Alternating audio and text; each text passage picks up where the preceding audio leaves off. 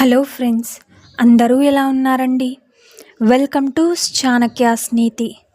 నవ్వుతూ నీళ్లు తాగడం ఎంత కష్టమో, మనసుకు బాధ కలిగినప్పుడు కన్నీళ్లు ఆపడం కూడా అంతే కష్టం. మీ దగ్గర విషయం ఉన్నప్పుడు మాట్లాడడానికి సిగ్గుపడకండి. మీ దగ్గర విషయం లేనప్పుడు మౌనంగా ఉండడానికి భయపడకండి. అప్పుడే ఏదైనా నేర్చుకోగలరు, ఎక్కడైనా కూడా రాణించగలరు. అర్థమైంది కదండి? నీ మీద వేసిన నింద నిజమైతే సరిదిద్దుకో, అబద్ధమైతే నవ్వేసి ఊరుకో.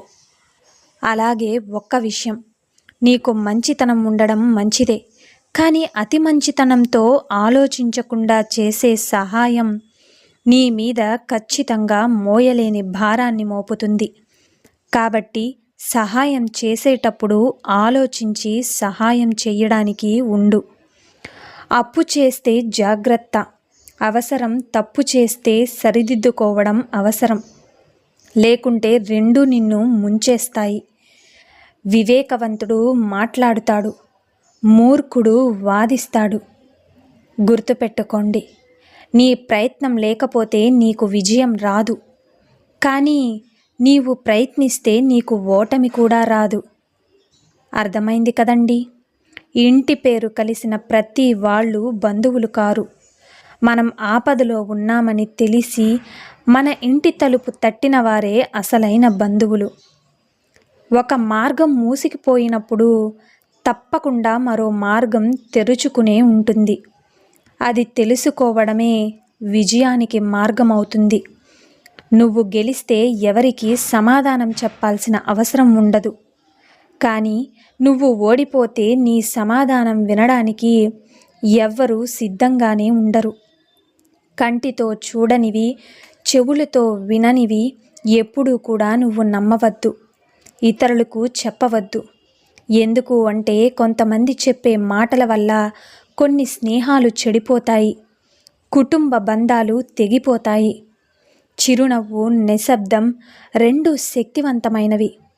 మొదటిది చాలా సమస్యలను పరిష్కరిస్తుంది, ఇక రెండవది చాలా సమస్యలను రానివ్వకుండా నివారిస్తుంది. అన్యాయంగా కూడబెట్టిన ధనము ఎప్పటికైనా ఖచ్చితంగా నశిస్తుంది.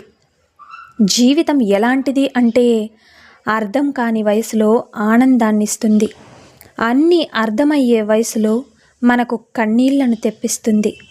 నిజమే కదండి? చెప్పిన మాట వింటే ఎవ్వరూ కూడా చెడిపోరు, చెప్పుడు మాటలు వింటేనే ఎవ్వరైనా కూడా చెడిపోతారు. ధనం చూడడానికి ఎంతో ఆకర్షిస్తుంది, కానీ అది పక్కన ఉంటే మాత్రం మనల్ని మనసారా నిద్రపోనివ్వదు. గుర్తుంచుకోండి, చేసిన చెడ్డ పని వెంటాడుతూనే ఉంటుంది, చేసిన మంచి పని కాపాడుతూనే ఉంటుంది. అలాగే ఒక్క విషయం, ఎక్కువగా పూసుకుంటే గంధం కూడా ప్రమాదమే. కొన్ని బంధాలు కూడా అలాంటివే. అబద్ధం ఎప్పుడూ తోడు కోరుకుంటుంది, కానీ నిజం ఎప్పుడూ ఒంటరిగానే ప్రయాణిస్తుంది. ఎందుకు అంటే నిజానికి ధైర్యం ఎక్కువ. తప్పు చేసిన వాడికి ఒక అవకాశం ఇవ్వు, సరిదిద్దుకుంటాడు. కానీ మోసం చేసిన వాడికి ఎప్పటికీ అవకాశం ఇవ్వకు. జీవితంలో మరిచిపోలేని గాయాల్ని నీకు మిగులుస్తాడు. అసూయతో బ్రతికే వారికి సరైన నిద్ర ఉండదు, అహంకారంతో బ్రతికే వారికి సరైన మిత్రులు ఉండరు, ఇక అనుమానంతో బ్రతికే వారికి సరైన జీవితమే ఉండదు. మోసానికి, నమ్మక ద్రోహానికి చాలా తేడా ఉంది. మోసం అందరూ చేస్తారు, కానీ నమ్మక ద్రోహం నీవు నమ్మిన వాళ్ళు మాత్రమే చేస్తారు.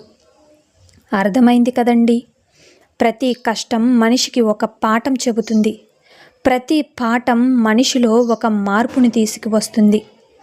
ఒక ఆటంకం మీ ప్రయత్నాన్ని ఆపగలదేమో, కానీ సాధించాలన్న మీ సంకల్పాన్ని మాత్రం ఆపలేదు. నీ మనసులో నీ భయమే నీ మొదటి శత్రువవుతుంది. నీవు వేసే వెనకడుగే నీ మొదటి ఓటమి అవుతుంది. నిజమే కదండి? కాబట్టి ఈ విషయాలని మీరు గుర్తుపెట్టుకోండి. అలాగే ఒక్క విషయం, ఏంటి అంటే విమర్శలను వినయంతో స్వీకరించు. అప్పుడే విజయం నీ సొంతమవుతుంది. అలాగే ఎదిగే వాడికి ప్రతి నిత్యం రగిలే గుణం కావాలి. ఎదిగిన వాడికి అనుక్షణం ఒదిగే లక్షణం ఉండాలి. నీకు పొగడ్తలు ఎక్కువయ్యాయంటే అవి పొగ పెట్టడానికే అని అర్థం చేసుకో. గుర్తుపెట్టుకోండి, తన మీద నమ్మకం ఉన్నవాడు ఒంటరిగా నిలబడతాడు. నమ్మకం లేనివాడు గుంపులో నిలబడతాడు. నిజమే కదండి. మార్చలేని గతాన్ని గురించి ఆలోచించకుండా చేతిలో ఉన్న భవిష్యత్తుకై నువ్వు శ్రమించాల్సి ఉంటుంది. అలాగే భయంకరమైన మౌనాన్ని ఒక్క మాట తుడిచేస్తుంది. అనంతమైన దుఃఖాన్ని ఒక చిన్న నవ్వు చెరిపేస్తుంది.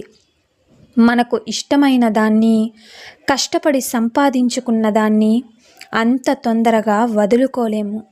అది మనిషి అయినా, డబ్బైనా, ఇంకేదైనా కూడా. మీరు తప్పు చేసేటప్పుడు మొదటగా మిమ్మల్ని వెనక్కి లాగేది మీ అంతరాత్మ ఒక్కటే. ఎవరి గురించి ఎక్కువగా ఆలోచించకండి. అది మీ మనశ్శాంతిని దూరం చేస్తుంది. ఏమి జరిగినా దైవ నిర్ణయం అని భావించండి. మనసు ప్రశాంతంగా తేలికగా ఉంటుంది. మీరెంత బాగా నటిస్తే అంతమంది మిత్రులు, మీరెంత నిజాయితీగా ఉంటే మీకు అంతమంది శత్రువులు.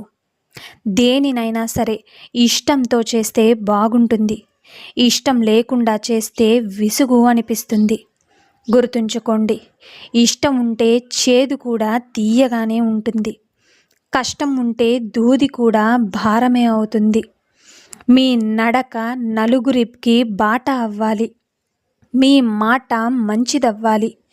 మీ చేయి 10 మందికి సహాయపడాలి. మీకై చరిత్రలో ఒక పేజీ లభించబడగలగాలి. ఇన్ని చేసినా మీరు ఎప్పుడూ కూడా వెనకడుగు వేస్తూనే ఉంటుంది ఈ సమాజం. మనల్ని అర్థం చేసుకునే వ్యక్తి ఉన్నంతకాలం లైఫ్లో ఎన్ని కష్టాలున్నా కూడా అవన్నీ మనకు ఇష్టాలుగానే అయిపోతాయి. ఇక గర్వం ఒక్కటి చాలు జీవితంలో సర్వం కోల్పోవడానికి. అలాగే ధైర్యం ఒక్కటి చాలు ఎన్ని బాధలొచ్చినా నిలబడగలగడానికి. తన వరకు వచ్చినప్పుడు మాత్రమే మనిషికి బాధ విలువ తెలుస్తుంది. అప్పటి వరకు ఎదుటివారి బాధ చులకనగానే అనిపిస్తుంది. కెరటాలు కాళ్ల వద్దకు వచ్చాయని సముద్రాన్ని చులకనగా చూడడం ఎంత తప్పో, ఇక మంచితనాన్ని తక్కువగా అంచనా వేయడం కూడా అంతే తప్పు కదా. మగవాడిలో ఆడది కోరుకునేది ఒకే ఒకటి.